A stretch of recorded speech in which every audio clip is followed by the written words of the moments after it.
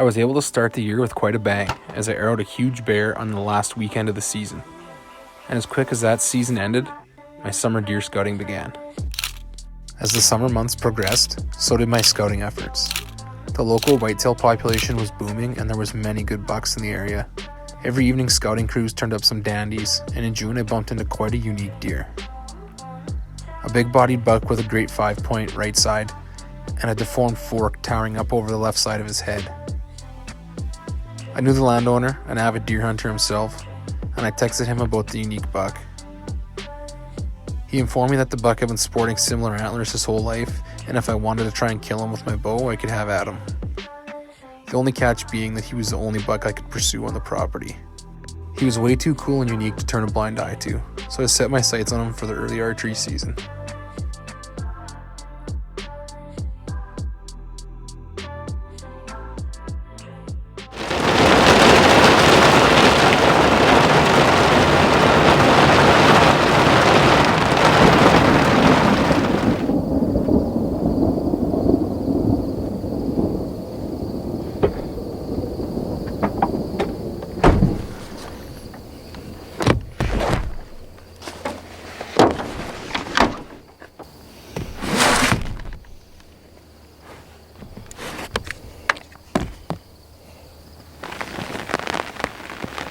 One frickin' little cloud.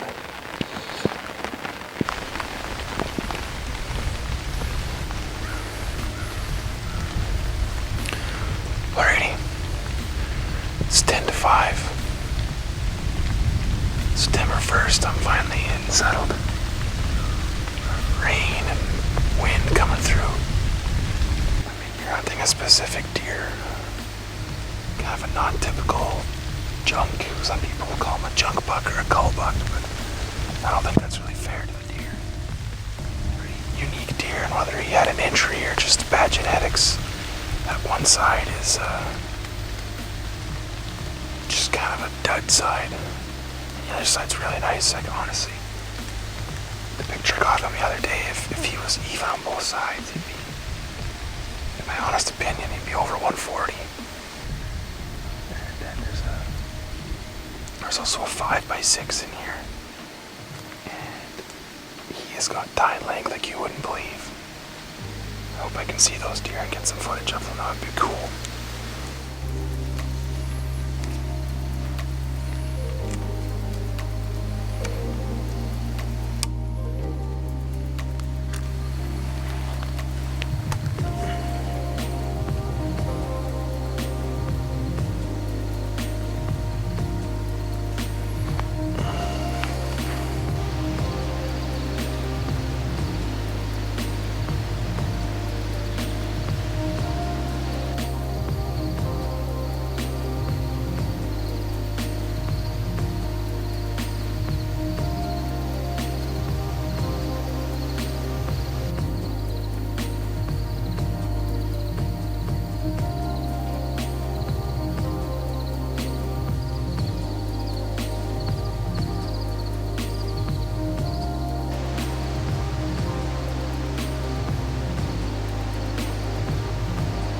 I knew at some point one of the bigger bucks I wasn't able to shoot might test me and stroll by within bow range. I didn't, however, expect it to happen an hour and a half into the first sit. But I value my good friendship with the landowner way too much to risk tarnishing it just for a deer.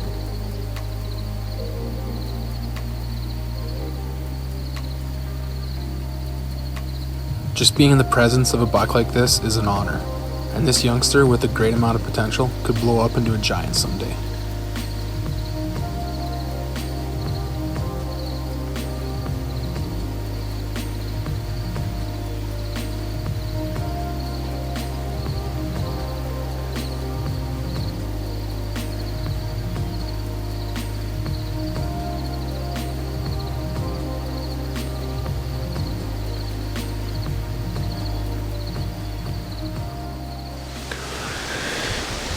Wow, that was freaking crazy. I had 6 or 7 deer out in front of me, and then I got a text from the landowner. He's checking one of his trail cameras here, and he's got a picture of the buck I'm after.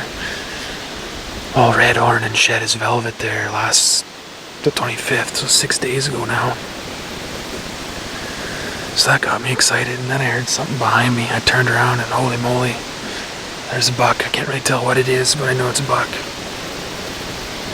And then a third one comes tearing up. I tried to get footage, but he kind of caught me moving, so he didn't. He turned around. But I knew these other ones were coming and going to be coming on the field, so I turned the camera and got ready, and holy moly, one of the biggest bucks in the property walks out. It's big 6x5, tall tines, just shed his velvet. He's pretty light antlered, but looks like he busted tip of his G2 off. So yeah, whatever. I mean, I can't kill that deer anyways. It's off limits, but crazy start to my season.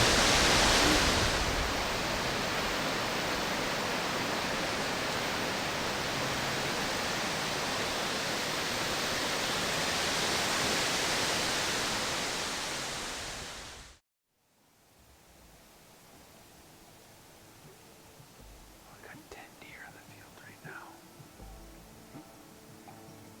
5 dozen calves, pretty close. 50 to 70 yards away. And then 5 dozen lawns. Mix at the far end. It's a good start. It's he hasn't let off any, that's for sure. 3 after 6, so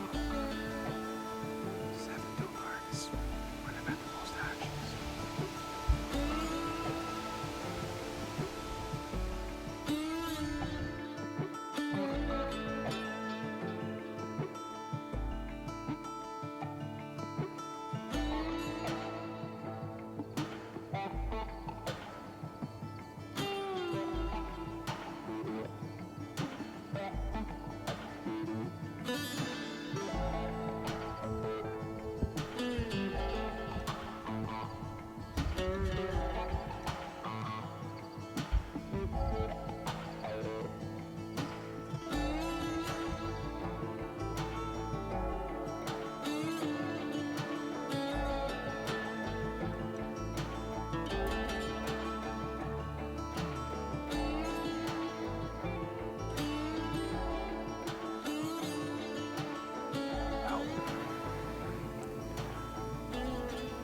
Passing that deer is not easy.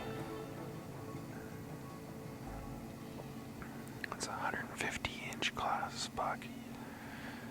Second time I've seen him now. First time I've had him in good bow range for the shot opportunity. Yeah, he came out downwind to me. This ozone generator is the real deal. I knew I can't shoot him. A deal is a deal. So I let him walk. Tough to do, but incredible deers to watch. If that deer makes it a year, another year, oh my God.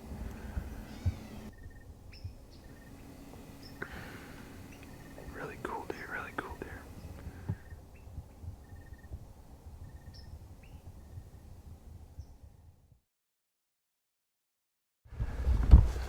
Alrighty, September 11th, 2020. I'm heading into my ground blind for the first sit this year.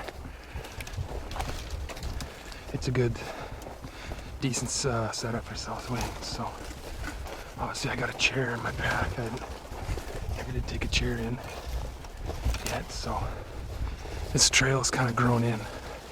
Not the best for walking through with a bow on your back, but whatever. Super short. And yeah, it's pretty windy from the south today, so my sound will be covered up good. So I can just get in, set up, shut up. The target buck I have was here last night, and I'll show you pictures of him once I'm in the blind and set up. The oats are going to be combined sometime next week. It's Friday, so I'll get done a little bit while they're standing, and then it'll be stubble. I think there'll probably be more deer in it once it's combined. So anyways, I'm gonna stop recording. I'll get in, get set up, and then I'll do an intro.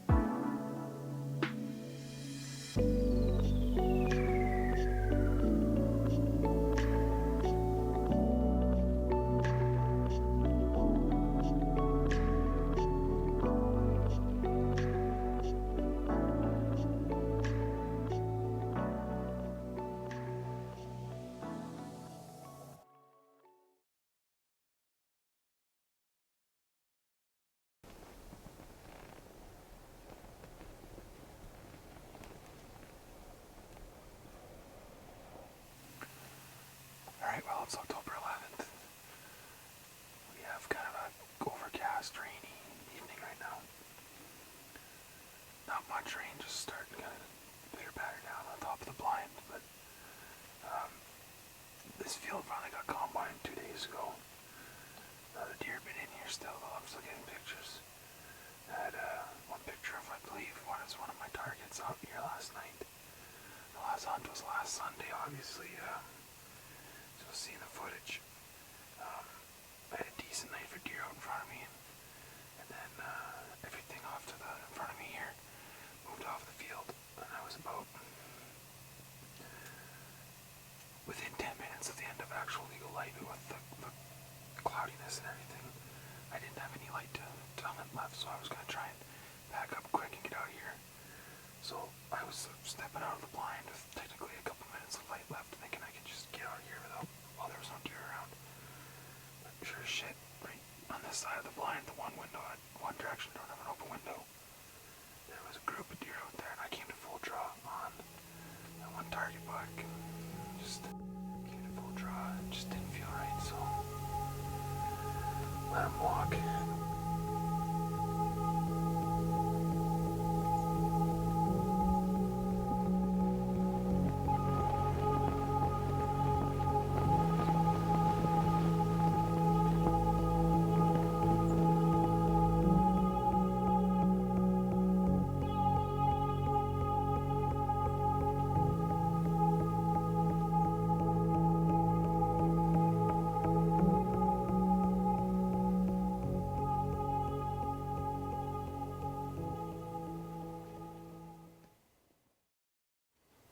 It's the morning of October 12th,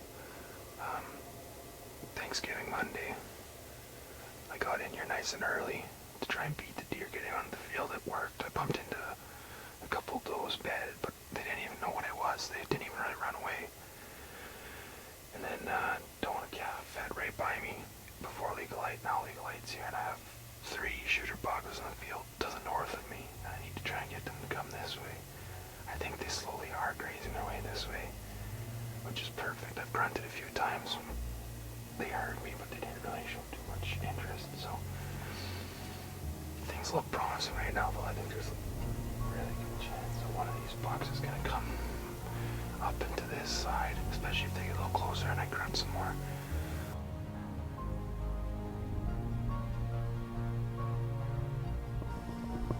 As this buck approached, I quickly recognized him as a buck I had on trail camera and passed up the year before. As I glassed and filmed, I mentally checked all the bucks off as deer I knew, except for one. As this unknown deer approached, I hoped for a shot opportunity at him or my original target, the big 4x4.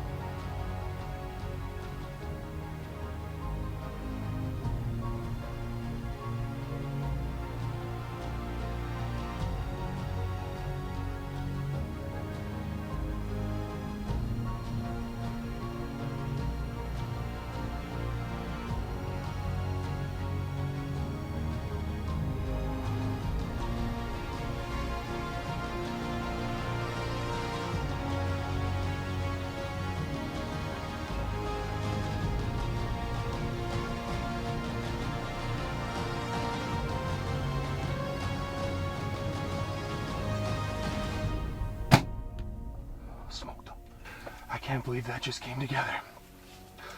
Oh my God. Absolute stud. Absolute stud. He's bleeding good. He's bleeding good.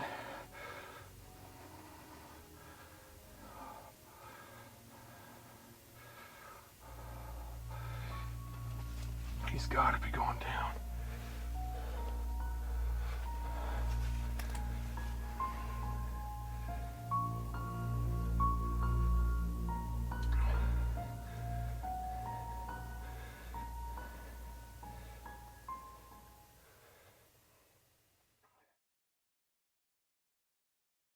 Well, I just shot this buck.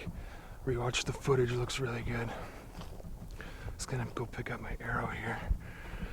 Man, I can't believe it. What a freaking morning. Those deer fed right to me. It was unbelievable.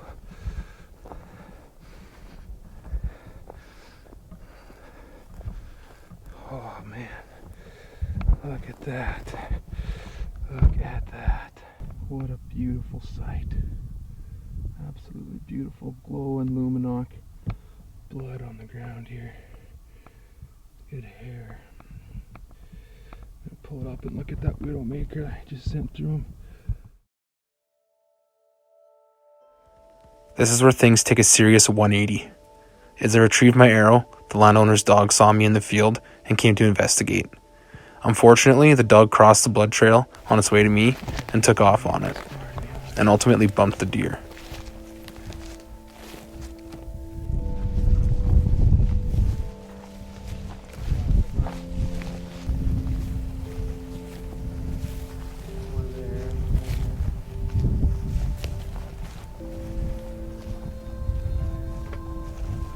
Nice looking blood too.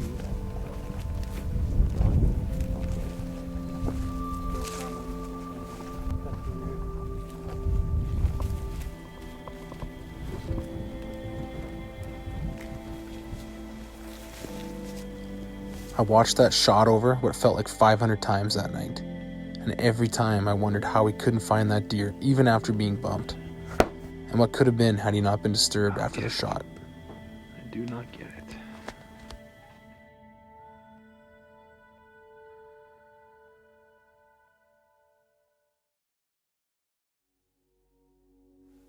Well, it's the evening of October 13th and Tuesday evening, and yesterday morning, Thanksgiving Monday, was when I shot that deer. And yeah, made what I thought was a great shot. Turned out it was a great shot. Just some unforeseen circumstances that were totally out of my control led to the deer being bumped and just making the tracking job a lot longer than anyone would like. And we tracked right till dark last night and just no luck. So it's devastating. How do you wrap your head around something like that? So I talked to the landowner to the south, and he told me that I could go in there and look. So I had to work today, so I couldn't make it. I wasn't home before dark. And my dad, after working a long hard day, he was home around 3:30, so he was gonna go look. So he went to look, and amazingly he went in and found my deer. So here he is. An absolute beautiful archery whitetail. I wish I had a better recovery with my friends and family. I had my dad and my brother there, and Brady and Dusty and Scott, and I am forever grateful for that. He'd been expired since yesterday morning. He just went so far that we just hadn't caught up to him. When that dog bumped him, he just went until he got too weak, and he finally bedded down on a different piece of property yet. So had we had another hour at daylight, we might have made it over to that property, but that was on today's agenda, and we found him right away. So I did cut my tag. My tag is right here. I just took it off so it's not covering up around the antlers. It is attached and notched. So that's my Manitoba whitetail for 2020. And of course, 2020 has been such a weird year, so why not let the weirdness continue? I was so glad to have closure, even though it came so bittersweet. I learned from this experience and hope to never deal with these circumstances again. And as my season came to a close, I was already looking forward to more potential encounters with my two original targets of 2020 and 2021.